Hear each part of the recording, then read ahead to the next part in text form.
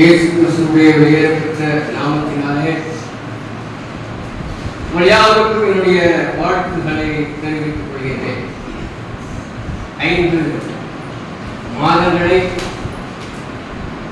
தேவன் நம்மை கடக்க செய்து இந்த 6வது மாதத்தினுடைய முதல் நாளிலே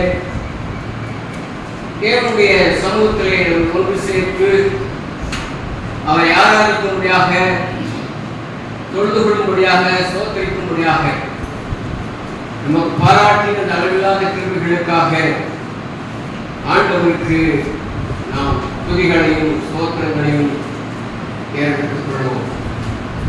5 மாதங்களும் கர்த்தருடைய பிரசன்னமும் அவருடைய வழிநடத்தலும் நம்ம கூட இருந்து வழிநடத்தி வந்தது போல இந்த 6வது மாதத்திலும் கர்த்தருடைய வழி நடத்தும்படியாக அவருடைய கரங்களிலே நம்மை ஒப்புக் கொடுப்பது நல்லது. இன்றைக்கு நான் எடுத்துக்கொண்டதான தலைப்பு, நான் செய்கிறதை தடுப்பவன் யார்? ஒரு கேள்வியோடு கூட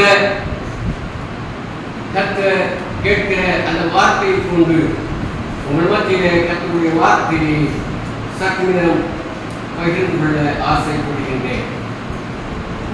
தேவன் இஸ்ரவேல் ஜனங்களை மிகவும் நேசித்தவர்.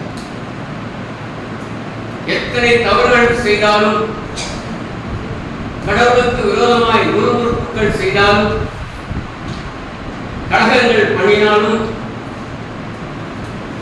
கர்த்தர் ஜனங்களை மிகவும் அவர் நேசித்த ஒரு கடவுளாக இருந்தார்.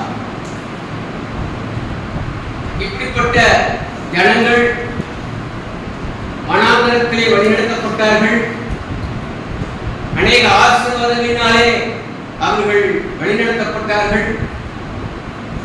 பின்னொரு காலத்திலே அவர்களுக்கு வழிநடத்த ஆள் இல்லாத போது நியாயாதிபதிகளை ஏற்படுத்தி தங்களை ஆண்டு கொண்டார்கள். அதற்கு பிற்பாடு அவர்களை வழிநடத்த ஆள் இல்லாத சூழ்நிலையில ராஜாக்களை ஏற்படுத்தி அந்த ராஜாக்களின் மூலமாக அவர்கள் தங்களை ஆண்டு கொண்டார்கள். இப்படி அவர்கள் கடவுளை மையப்படுத்தி வந்தாலும் ஒரு சில வேளைகளிலே கடவுளுக்கு விரோதமான செயல்பாடுகளையும் செய்து கொண்டுதான் வந்தார்கள். ராஜாக்கள் இந்த மக்களை ஆண்டு கொண்டு வருகிற அந்த நாட்களிலே இவங்களுக்கு எதிராக சில ராஜ்யபாரங்கள் செயல்பட்டதையும் வேதத்திலே நாம் பார்க்க முடியும். அப்படிப்பட்ட சூழ்நிலையில தேவன் இந்த இஸ்ரவேல் ஜனங்களுக்கு ஒரு அரணாக, ஒரு மதிலாக அவர் கூட இருந்து பல விதங்களில் அவர் செயல்பட்டு இந்த மக்களுக்கு அவர் வெற்றிகளை பெற்று தந்தார் என்பது வரலாறாக இருக்கின்றது. இந்த இடத்திலே இஸ்ரவேல் ஜனங்களை ஆசீர்வதிக்க வேண்டும், அவர்கள் ஆசீர்வாதத்தாலே சிறந்து விளங்க வேண்டும், அவர்களுக்கு எதிராக எந்த ஒரு மனிதனும் செயல்படக்கூடாது. அப்படி அவர்கள் எதிராக வருகின்ற பொழுது நான் கூட இருந்து இவர்களை வழிநடத்துவேன் என்று சொல்லி 43வது அதிகாரத்திலே நாம் வாசிக்க முடியும். கர்த்தர் இஸ்ரவேல் ஜனங்களை அப்படி அவர் பாதுகாத்து வழிநடத்தி வந்தார். இந்த பாதத்திற்காக கர்த்தர் நமக்கு வெளிப்படுத்தியிருக்கிற ஒரு அற்புதமான ஒரு வார்த்தை வாசிங்கள். 13வது வசனம், நாள் உண்டாவதற்கு முன்னும் நானே இருக்கிறேன், என் கைக்கு தப்புவிக்கத்தக்கவன் இல்லை, நான் செய்கிறதை தடுப்பவன் யார்? நான் செய்ய போகிற காரியங்களை தடுப்பவன் யார்? இந்த இஸ்ரவேல் மக்களுக்காக நாம் செய்ய போகிற அந்த காரியத்தை எந்த ஒரு மனிதனாலும் தடுக்க முடியாது என்று சொல்லி கர்த்தர் இங்கே சவால் விட்டு சொல்கிறத இங்கே பார்க்கிறோம். இஸ்ரவேல் ஜனங்களை அவர் எப்படி வழிநடத்தி வந்தார் என்பதற்கு முதல் வசனம் சொல்கிறது, யாக்கோபே உன்னை படைத்தவரும் இஸ்ரவேலே உன்னை உருவாக்கினதுமாகிய கர்த்தர் சொல்கிறதாவது, பயப்படாதே, உன்னை மீட்டுக் கொண்டேன், பேர் சொல்லி அழைத்தேன், நீ என்னுடையவன். நீ தண்ணீர்களை கடக்கும் போது நான் உன்னோடு கூட இருப்பேன், நீ ஆறுகளை கடக்கும் போது அவைகள் உன்னை புரளுவதில்லை, நீ அக்கினியில் நடக்கும் போது வேகாதிருப்பாய், அக்கினி ஜுவாலை உன் கையில் பற்றாது. இந்த அற்புதமான ஒரு வார்த்தையை கர்த்தர் பதிவு செய்கிறது இங்கே பார்க்கிறோம். இஸ்ரவேல் ஜனங்களோடு கூட அவர் இருக்கின்ற பொழுது அவர் சொல்கிறார், நான் உன்னை படைத்தேன், நான் உன்னை உருவாக்கினேன், தாயின் கருவிலே இருக்கின்ற பொழுதே நான் உன்னை உருவாக்கினேன் என்று சொல்கிறார். அது மாத்திரமல்ல, நீ பாவத்தில் விழுந்த போது, அக்கிரமத்தில் மூழ்கி கிடந்த பொழுது உன்னை அதிலிருந்து நான் மீட்டுக் கொண்டேன் என்று சொல்கிறார். உன்னை பெயர் சொல்லி அழைத்தேன் என்று சொல்கிறார். அது மாத்திரமல்ல, நீ எனக்கு சொந்தமானவன், என்னுடையவன் அப்படின்னு சொல்கிறார். நீ தண்ணீர்களை கடக்கும் பொழுது நான் உங்க கூட இருந்தேன், ஆறுகளை கடக்கும் போது அந்த ஆறு மேல புறாமல் நான் பாதுகாத்துக் கொண்டேன், அக்கினியில நீ நடக்கும் பொழுது நீ வேகாமல் இருந்தார். இதுதான் நம்முடைய ஆண்டவருடைய சர்வ வலிமையுள்ள பாதுகாப்பு இங்கே வெளிப்படுகிறதை பார்க்கிறோம். உங்கள் மீதும் என் மீதும் அவர் கொண்டிருக்கிற அந்த கிருபை உங்களை அப்படியே மூடிக்கொண்டது. தண்ணீரை போன்ற, நெருப்பை போன்ற, இல்லையா, ஆறுகளை போன்றதான பிரச்சனைகள், போராட்டங்கள், பலவிதமான பாடுகள் வந்தாலும் இவைகள் மத்தியிலே நான் என்னுடைய கிருபையை கொண்டு உன்னை பாதுகாப்பேன் என்று சொல்லி ஜனங்களுக்கு கர்த்தர் சொல்கிற இந்த வார்த்தைகளைத்தான் நம்ம படிக்கிறோம்.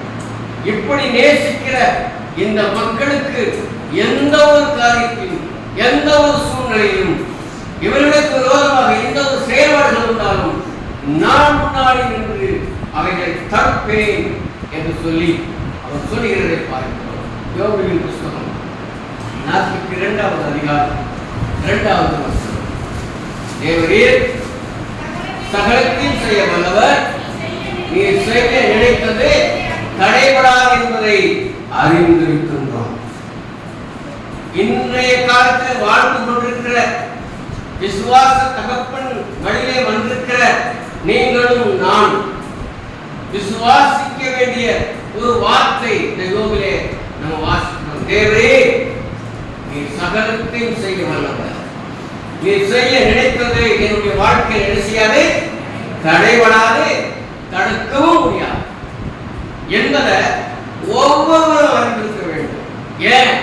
என்னோடு கூட என் ஆண்டவர் அவர் இருக்கின்ற பொழுது எனக்கு விரோதமாய் எதுவும் வராது, எதுவும் என்னை ஒன்றும் செய்யாது என்கிற அந்த நம்பிக்கை, அந்த விசுவாசம் நம்ம ஒவ்வொருவருக்கும் என்ன செய்ய வேண்டும், கண்டிப்பாக இருக்க வேண்டும் என்று சொல்லி வேதம் நமக்கு இப்படிப்பட்ட வார்த்தைகளினாலே நம்மை பலப்படுத்துகிறதை நம்ம பார்க்கிறோம்.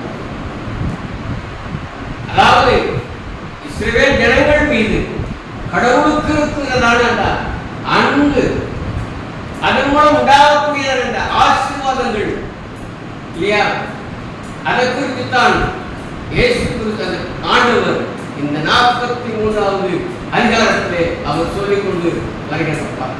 பாடுகள், துன்பங்கள் வழியாக இந்த மக்கள் கடந்து வந்தார்கள். தேவனுடைய அளவிட முடியாத அந்த ஆசீர்வாதத்தினால, அவருடைய பெரிதான கிருபையினாலே இந்த ஜனங்கள் அழிந்து போகாதபடிக்கு அவர்களை பாதுகாத்து வந்தார். காரணம், அவர்களோடு கூட இருந்தார். அந்த தேவன் என்றைக்கும் நம்முடனே கூட இருக்கிறார் என்ற விசுவாசம் நமக்குள் வர வேண்டும். அப்படின்னு சொன்னால் இந்த மாதத்துல இந்த இஸ்ரவேலை பாதுகாத்த இந்த தேவன் என்னோடு கூட இருக்கிறார் என்ற அந்த நம்பிக்கையும் விசுவாசமும் நம்ம ஒவ்வொருவருக்கும் வர வேண்டும். இந்த இஸ்ரவேல் ஜனங்கள் ஆவிக்குரிய வாழ்க்கையில கண் தெரியாதவர்களாக குருடர்களாக வாழ்ந்திருந்தார்கள் இல்லையா? இன்றைக்கும் இந்த பிரபஞ்சத்தின் அதிபதியாகிய பிசாசு ஒவ்வொருத்தருடைய இந்த இறுதிய கண்ணை அவர் குருடாக்கி வைத்திருக்கின்றார். கர்த்தருடைய மகத்துவத்தை அறிந்து கொள்ளாதபடிக்கு, அவரை தெரிந்து கொள்ளாதபடிக்கு, அவர் கொடுக்கிற ஆசீர்வாதங்களை மறைக்கின்ற வண்ணமாக நம்முடைய மனக்கண்களை அவர் என்ன செய்து வைத்திருக்கிறார்? குருடாக்கி வைத்திருக்கிறார். 2 கொரிந்தியர் 4:4 நீங்கள் வாசித்தீங்கன்னு சொன்னார் இந்த வசனத்தை நீங்கள் படிக்க முடியும். ஆகினால இஸ்ரவேல் ஜனங்களை அன்று ஒரு குருடரை போல அவங்க நினைத்தார்கள், வாழ்ந்து வந்தார்கள் என்று சொல்லி வேதம் அவர்களுக்கு சொல்லியிருக்கிறது. இப்படிப்பட்ட குருடராய் வாழ்ந்து வந்த இவர்களுக்கு ஒரு எதிர்காலத்தை தேவன் நியமித்து வைத்தார். அதிலே அவர்கள் சுதந்திரிக்க வேண்டும், அதிலே அவர்கள் அனுபவிக்க வேண்டும் என்று சொல்லி ஒரு எதிர்காலத்தை தேவன் நிர்ணயம் செய்து வைத்தார். அவர்களுக்கு மாற்றமில்லை, எப்படி உட்கார்ந்து கர்த்தருடைய வார்த்தை கேட்கிற ஒவ்வொருவருக்கும் அவர் ஒரு எதிர்காலத்தை நிர்ணயம் பண்ணி வைத்திருக்கிறார் என்று பார்க்கிறோம். அதனால்தான் இவர்களை குறித்து வேதம் என்ன சொல்கிறது? நான் தேவன் என்பதற்கு நீங்கள் எனக்கு என்னவா இருப்பீர்கள்? சாட்சிகளாய் இருப்பீர்கள், எனக்கு ஊழியக்காரராய் இருப்பீர்கள் என்று சொல்லி வேதம் இங்கு சாட்சி சொல்லி அறிவிக்கின்றதை பார்க்கிறோம். இந்த ஜனங்களுக்கு அவர் என்ன செய்தார்? ஒரு 3 காரியங்களை நம்மளுக்கு சொல்லி இந்த செய்தியை முடிக்க விரும்புகிறேன். முதல் காரியத்தை நம்ம வாசிக்கலாம். 14வது வசனத்தை வாசிக்கலாம். நான் உங்களுக்காக அரண்களை எல்லாம் இடிந்து விடவும் கல்லைய படகுகளில் அலறவும் செய்யத்தக்கவர்களை பாபிலோனுக்கு அனுப்பினேன் என்று உங்கள் மீட்பரும் இஸ்ரவேலின் பரிசுத்தருமாகிய கர்த்தர் சொல்கிறார். இந்த இடத்துல உங்களுக்கு விரோதமாய் எந்த ஒரு காரியம் வந்தாலும் நான் கூட இருப்பேன், நான் உங்களுக்கு செய்ய போற எந்த ஒரு காரியத்தையும் யாராலும் தடுக்க முடியாது என்று சொன்ன இந்த ஆண்டவர் இந்த ஜனங்களுக்காக அவர் என்ன செய்கிறார் என்று சொல்லி பார்த்தால், அவர் அரண்களை எல்லாம் இடிந்து போகும்படியாக செய்வார். கடவுளுடைய பிள்ளைகளுக்கு விரோதமாய் கொத்தளங்கள் போட்டு அரண்களை போட்டு வந்தாலும் தேவன் நம்மோடு கூட இருக்கிறபடினாலே அந்த அரண்களை எல்லாம், நமக்கு விரோதமாய் வருகிற செயல்பாடுகளை எல்லாம் கர்த்தர் இடிந்து விடும்படியாக அவர் செய்வார். உனக்கு எதிராய் நிற்கிறதான எந்த தடைகளாக இருந்தாலும் சரி, எந்த விதமான தடைகளாக இருந்தாலும் சரி, எவ்வளவு பெரிய பதில்களாக இருந்தாலும் சரி, அவைகளை ஒரு நொடி பொழுதே இடிந்து போக செய்ய கர்த்தர் வல்லமையுள்ள தேவனாக இருக்கிறார். இந்த இஸ்ரவேலுக்கு செய்த இந்த தேவன் இன்றைக்கும் நமக்கும் அவர் செய்ய வல்லவராயிருக்கிறார். அதை நம்பணும், அது விசுவாசம். அப்படி நம்புகின்ற பொழுது, விசுவாசிக்கின்ற பொழுது கர்த்தர் இப்படிப்பட்ட பெரிய காரியங்களை நம்முடைய வாழ்க்கையில அவர் செய்வார். 138ஆம் சங்கீதத்துல 8வது வசனத்துல நம்ம வாசிக்கிறோம், கர்த்தர் எனக்காக யாவற்றையும் செய்து முடிப்பார். இந்த நம்பிக்கை ஒவ்வொருவருக்கும் இருக்கணும். என்னோட கூட அவர் கூட இருக்கிறார். அவர் எனக்காக, எனக்கு விரோதமாக வரக்கூடிய செயல்பாடுகளுக்காக, எனக்கு முன்பதாக தடையாக இருக்கிற எந்த ஒரு காரியத்திற்கும் அவர் என்ன செய்வாராம்? செய்து முடிக்கிற ஒரு தேவனாக இருப்பார் என்கிற நம்பிக்கை நமக்குள்ள இருக்கிறது. ஏசாயா தீர்க்கதரிசன புத்தகம் 23வது அதிகாரம் 13வது வசனம். கல்தேயருடைய தேசத்தை பார், இந்த ஜனம் முன் இருந்ததில்லை. அசிரியன் வனாந்தரத்துக்காக அதை அஸ்திபாரப்படுத்தினான். அவர்கள் அதன் கோபுரங்களை உண்டாக்கி அதன் அரண்மனையை கட்டினார்கள். அதை அழிவுக்கு என்று நியமித்தார். இந்த 43வது அதிகாரத்துல நீங்க அந்த பாபிலோனியர்கள் என்று ஒரு வார்த்தை நீங்கள் வாசிக்க முடியும். அந்த பாபிலோனியர் தான் இங்கு கல்தேயர் சொல்லப்பட்டிருக்கிறது. கல்தேயரும் பாபிலோனியரும் ஒரே ஆளுகள் தான். ஆப்கானிஸ்தானம், இன்று ஆப்கானிஸ்தான் சொல்கிறதே அந்த பகுதி தான் கல்தேயர் பட்டணம், பாபிலோனியர்கள் வாழ்ந்து கொண்டிருக்கிற பட்டணம். இப்போ இவங்க இஸ்ரவேலுக்கு விரோதமாக அவங்க என்ன செய்றாங்க?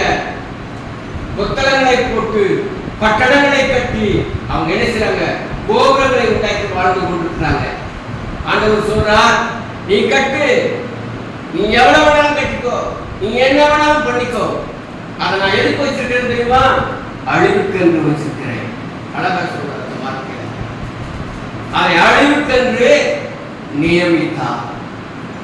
நீ எவ்வளவுதான் என்னுடைய பிள்ளைகளுக்கு விரோதமா நீ செயல்பட்டாலும் அதை நான் நிறுவனமாக்கி கொடுப்பேன். அது அரணை போல இருந்தாலும் சரி, அல்லது மதுரை போல இருந்தாலும் சரி, நான் ஒரு நிமிஷத்துல நான் இடிந்து விட பண்ணுவேன் என்று சொல்லி கர்த்தர் சொல்கிறார். கப்பல்களே அழுங்கள், உங்கள் அரண் பாழாக்கப்பட்டது. நீ கப்பல்ல வந்தாலும் சரி, ரதத்துல வந்தாலும் சரி, பிளேன்ல வந்தாலும் சரி, எதுல வந்தாலும் சரி, நான் நிர்மூலமாக்கி போடுவேன், நான் பாழாக்குவேன் என்று சொல்லி கர்த்தர் சொல்கிறார்.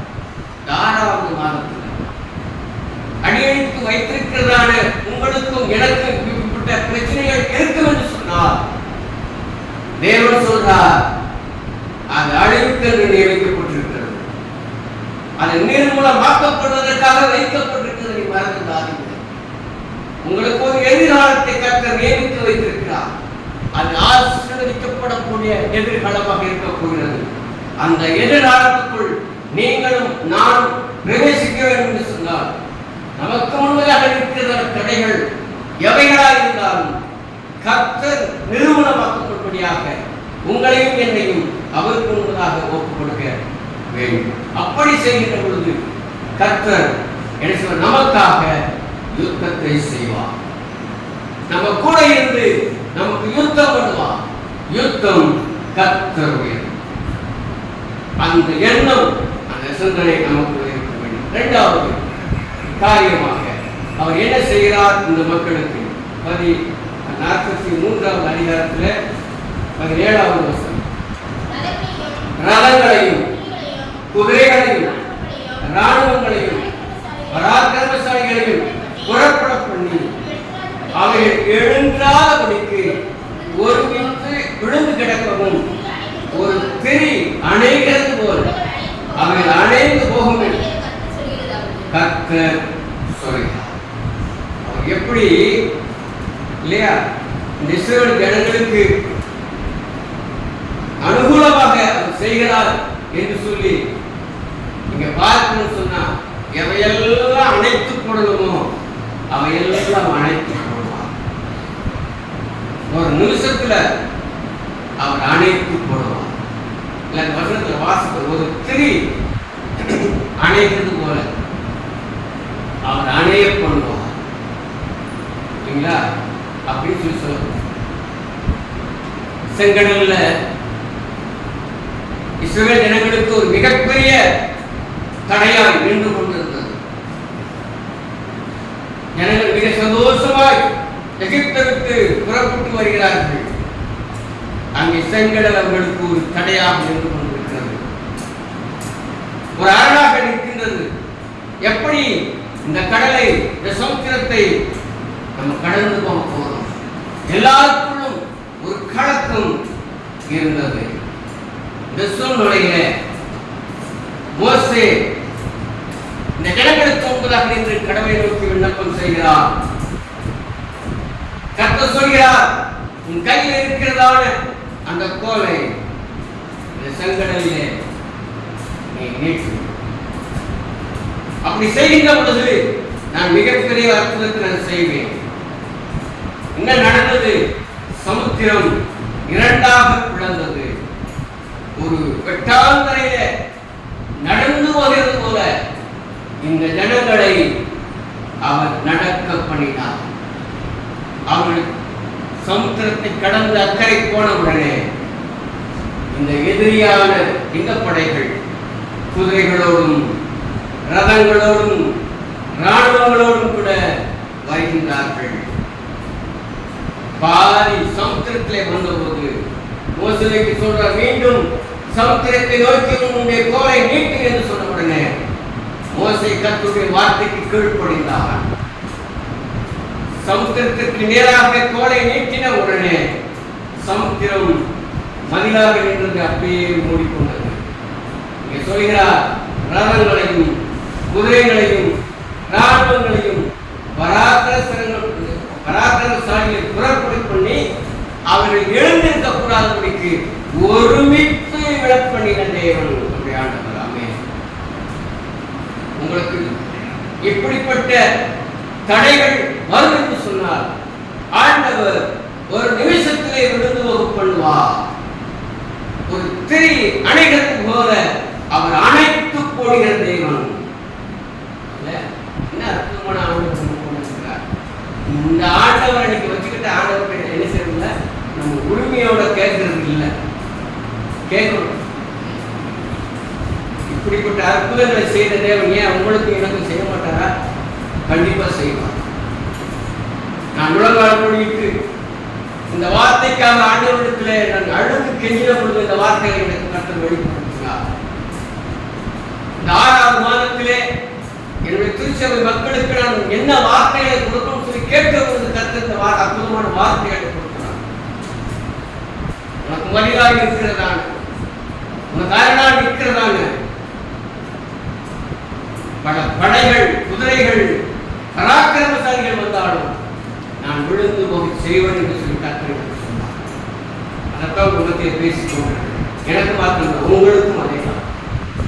உங்களுக்கு விரோதமாக வருவதான எந்த விதமான காரியங்களாக இருந்தாலும் சரி, தேவன் அதை விழுந்து போக செய்வார். சங்கீதம் 118 12ஆம் வசனத்தை வாசியுங்கள். தேனீக்களைப் போல என்னை வளைந்து கொள்கிறார்கள், உள்ளில் பற்றின நெருப்பைப் போல அணைந்து போவார்கள். கர்த்தருடைய நாமத்தினாலே எனக்கு எதிராக வருகிறவர்களை சந்திப்பேன் என்று சொல்லி இந்த வசனத்தில் நம்ம கர்த்தர் சொல்லிக் கொண்டிருக்கிறார். இல்லையா? எப்படி வந்தாங்க? ரதங்களை கொண்டு வந்தாங்க, ராணுவங்களோடு வந்தாங்க, பராக்கிரமசாலிகளாய் வந்தாங்க. அர்த்தம் சொல்றாங்க, தேனீக்களை போல வளைந்து கொள்ளக்கூடியாக வந்தார்கள். ஆனால் ஆண்டவர் செய்த காரியத்தை பற்றி அவர் முள்ளில் பற்றின நெருப்பு எப்படி அணைந்து கொள்ளும், அதுபோல கர்த்தர் என்ன செய்வார் என்று சொல்லி இந்த வார்த்தைகளை நமக்கு சொல்கிறது. ஏசாயா 41வது அதிகாரம் 31வது வசனம். பராக்கிரமசாலி சணற்குளமும் அவன் கிரி அக்கினி பொறியும் ஆக்கி இரண்டும் அவிப்பார் இல்லாமல் ஏகமாய் வென்று போகும். உனக்கு எதிராக செயல்படுகிற பராக்கிரமசாலியாக இருந்தாலும் சரி, அவன் எப்படி போயிடுவானா? சணல் குளத்தை போல அவன் மாற்றி விடுவான். ஒரு அக்கினி பொறி இல்லையா எரிந்து அது எப்படி மாறி போதான்? ஏகமாய் வெறுந்து சாம்பலாய் போகும். ஆண்டவர் சொல்றார், அனைத்து போட வேண்டிய அத்தனை காரியங்களையும் அவர் அனைத்து போடுவார். இந்த மாதத்துல கர்த்தர் உங்களுக்கு செய்ய போகிற காரியங்களை நீங்க நம்புங்க. உங்களுக்கு விரோதமாய் பாடுகளோ போராட்டங்களோ பிரச்சனைகளோ வந்தாலும் அவர் என்ன செய்வார்? எரிந்து சாம்பலாய்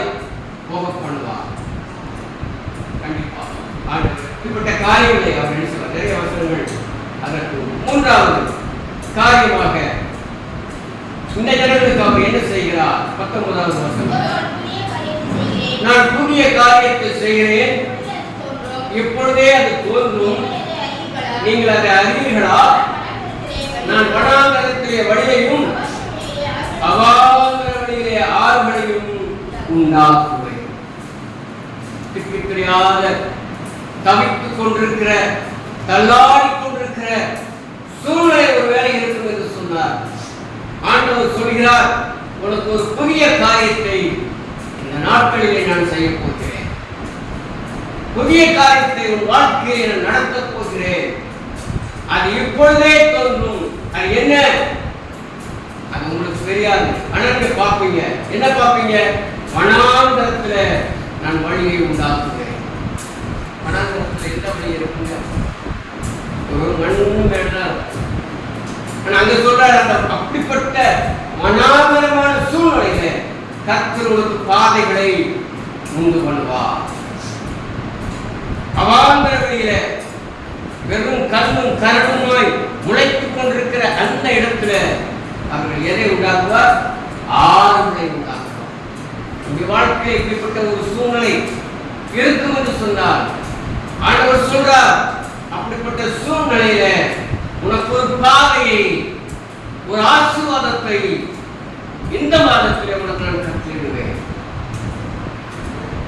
ஒன்றுமே இல்லாத சூழ்நிலையில உனக்கு நான் ஆறுகளை உண்டாக்குவேன் என்று சொல்லி கர்த்தர் சொல்லுகிறத பார்க்க. இந்த ஆசீர்வாதம் யாருக்கு கிடைக்கும்? அவரை நம்புகிறவர்கள், அவரை விசுவாசிப்பவர்களுக்கு, அவரே ரட்சிப்பாக ஏற்றுக்கொள்கிறவர்களுக்கு இந்த இப்படிப்பட்ட ஆசீர்வாதத்தை அவர் எழுதி நினைத்து பார்க்கிறாத இடத்துல அங்கிருந்து உனக்கு என்ன செய்யணும்? ஆசீர்வாதங்கள் வந்து புதிய புதிய காரியங்களை நீ கண்டுகொள்ள முடியும் என்று சொல்லி வேதம் சொல்கிறது. நம்ம வாசித்த 107வது சங்கீதத்தை நீங்க திருப்புங்க. சொல்றாரு 35வது வசனம். அவர் அவாந்தர வழியை தண்ணீர் தடாகமாகவும் வறண்ட நிலத்தை நீரூற்றுகளாகவும் மாற்றுவார். நீங்க பின்னாடி அதே படிச்சுட்டீங்கன்னா அவர் கொடுக்குற அந்த ஆசீர்வாதங்களை நீங்க பின்னாடி வாசிப்பாங்க. அவர் சொல்றாரு, அழகா சொல்றாரு, நம்முடைய ஆண்டவர் அவாந்தர வழியை தண்ணீர் தடாகமாகவும் வறண்ட நிலத்தை நீரூற்றுகளாகவும் மாற்றுகிற தேவன். ஊற்றே இல்லை அப்படின்னு நினைத்துக் கொண்டிருக்கிற சூழ்நிலையில அங்கே உனக்கு திடீரென்று ஒரு ஆசீர்வாதம் எழும்பி வரும். அவாந்தர வழியாய் காணப்படுகிறது. எந்த ஒரு செடியும் கொடியும் வளர்ந்திராத ஒரு கரவையை போன்றதான வெறும் பாறையா இருக்கிற இந்த இடங்களை எல்லாம் ஒரு செழிப்புள்ள இடமாக நம்முடைய ஆண்டவர் மாற்றுவார். எத்தனை பேருக்கு அந்த நம்பிக்கை இருக்குது? நம்ம ஆண்டவரை குறித்து செழிப்பா நம்ம பேசுவோம். நான் ஆண்டவருக்காக இவ்வளவு யோசிக்கிறேன், நான் ஆண்டவருக்காக பிரயாசப்படுகிறேன், ஆண்டவருக்காக கொடுக்கிறேன், ஒழுங்கா ஜெபம் பண்றேன், வேதத்தை வாசிக்கிறேன், அப்படி எல்லாம் நம்ம சொல்லிக் கொடுத்தா இருக்கிறோம். ஆனா நமக்கு இப்படிப்பட்ட சம்பவம் நடக்கவில்லையே என்று சொல்லி நம்ம நினைத்துக் கொண்டிருக்கோம். காரணம் என்ன? இன்னும் நமக்குள்ள கடவுளுக்கு பிரியமில்லாத அருவருக்கத்தக்கதான காரியங்கள் நமக்குள் இருக்கும் பொழுது கர்த்தர் எப்படிப்பட்ட காரியங்களை செய்யவே மாட்டார். இவைகளெல்லாம் நம்முடைய வாழ்க்கையிலிருந்து வெளியிலே வருகின்ற பொழுதுதான் கர்த்தர் இப்படிப்பட்ட ஒரு ஆசீர்வாதத்தை நமக்கு கொடுத்தார். அதற்கு நம்பிக்கையும் விசுவாசமும் அவசியம். அது இல்லை என்று சொன்னார் ஆண்டவரிடத்திலிருந்து நாம் செய்த பாவங்களுக்கு, அக்கிரமங்களுக்கு நம்மை அவரிடத்தில் ஒப்பு கொடுத்து மன்னிப்பு கேட்கிறோம்.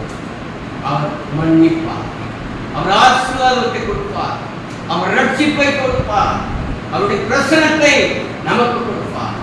இப்படி கொடுக்கின்ற பொழுது இந்த ஜனங்க என்ன செய்வாங்க தெரியுமா? 43:21 வாசிங்க. அழகா சொல்றாரு, இந்த ஜனத்தை, இந்த இஸ்ரவேல் ஜனங்களை எனக்கென்று நான் ஏற்படுத்தினேன். இவர்கள் என்னை துதித்துக் கொண்டே இருப்பார். இந்த வசனத்தை நான் அந்த பாட்டு எழுதினேன். என் ஜனங்கள் என்பதையே சொல்லிவிட்டேன். எத்தனை பெரிய ஆண்டு இன்னைக்கு இந்த ஆண்டை நம்ம துதிக்கின்றோமா? இல்லையே இல்லை. 9:30 மணிக்கு இங்க ஆட்களை பார்த்து யாருமே கிடையாது. கலந்த கெட்ட குடிசோன்னு சொல்லுவாங்க. அந்த மாதிரி ஆரம்பிக்கப்பட விளையாட்டு யாருமே இருக்க மாட்டாங்க. அப்படி நம்ம எப்படி இந்த ஆசிரமத்தை பெற்றுக்கொள்ள முடியும்? நானும் அழைத்து போறேன். எதுக்கு? கடமை. நம்ம அப்படி இருப்போம் என்று சொன்னால் ஆண்டவர் நம்ம கூட இருக்க மாட்டோம், நம்ம வழி நடத்த மாட்டோம், நமக்கு ஆசீர்வாதங்கள் கிடைக்காது. எல்லாமே இந்த உலகத்தில் இருக்கும். எல்லாம் நமக்கு வேண்டாம். ஆண்டவர் மாத்திரம் எனக்கு அவருடைய பிரசன்னம் எனக்கு வேணும். அவர் ஆராதிக்க முதல் ஆளா நிற்பேன் அப்படின்னு சொல்லி நம்முடைய அக்கிரமங்களை பாவங்களை அவரிடத்துல ஒப்பு கொடுத்து அவரிடத்துல மன்னிப்புகளை பெற்று அந்த ரட்சிப்பின் ஆசீர்வாதங்களை நம்ம பெற்றுக்கொள்ளும் பொழுது அந்த ஆசீர்வாதங்களை தேவன் இஸ்ரவேல் ஜனங்களுக்கு அவர் என்ன செய்தார்? அவருக்கு எதிராக இருந்ததான அரண்களை எல்லாம் அவர் இடிந்து விடும்படியாக செய்தார். என்னென்ன காரியங்கள் எரிந்து அவர்களை வேதனைப்படுத்திக் கொண்டிருந்ததோ அவைகள் எல்லாம் அவர் அணைத்து போட்டு தேவனாக இருந்தார். ஒன்றுமில்லாத இடத்துல அவாந்தர வெளியில ஒன்றுமே இல்லாம நினைத்துக் கொண்டிருக்கிற நேரத்துல அவர் ஆசீர்வாதங்களை புதிய காரியங்களை அவர் செய்கிறவராக இந்த இஸ்ரவேல் ஜனங்களுக்கு இருந்தார். ஏன் உங்களுக்கு எனக்கு அப்படி இருக்க மாட்டாரா? எனக்கு இருக்கிறார். நான் தைரியமா சொல்லி கொண்டிருக்கிறேன். உங்களால சொல்ல முடியுமா? இந்த ஆசீர்வாதங்களை இந்த மாதத்துல நீங்க பெற்றுக்கொள்ளுங்க. அந்த சிந்தனையோடு கூட கர்த்தருடைய பந்தியில